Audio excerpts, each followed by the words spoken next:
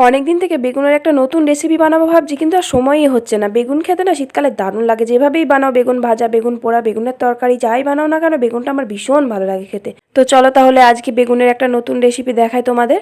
আর আমার মনে হয় এই বেগুনের রেসিপিটা অনেকেই খেয়েছো তোমরা। এই রেসিপিটা বানানোর জন্য আমি বেগুন নিয়েছি দুটো, আর একটা টমেটো, আর একটা কাঁচা পেঁয়াজ, কাঁচা রসুন, আর কাঁচা লঙ্কা চেরা। যেহেতু আমি বেগুন বেশি দিয়েছি তার জন্য আমি কয়েকটা বেগুন আগে ভেজে নিলাম নুন ছাড়া, তারপরে লাস্টে সব বেগুনগুলো দিয়ে দিলাম, পেঁয়াজ, টমেটো, কাঁচা লঙ্কার কাঁচা রসুনটা দিয়ে চাপা দিয়ে ভালো করে একটু সিদ্ধ সিদ্ধ হয়ে যাবে, বেশ ভালো করে একটু ভেজে নিলাম। মানে খুব বেশি না, হালকা করেই ভেজে নিতে হবে, কিন্তু যাতে সিদ্ধ হয়। তারপর ভেজে নেওয়ার পর একটা জায়গায় তুলে নিলাম, আর কাঁচা পেঁয়াজ দিলাম, কাঁচা লঙ্কা কুচি, আর একটু সর্ষের তেল, আর পরিমাণ মতো নুন।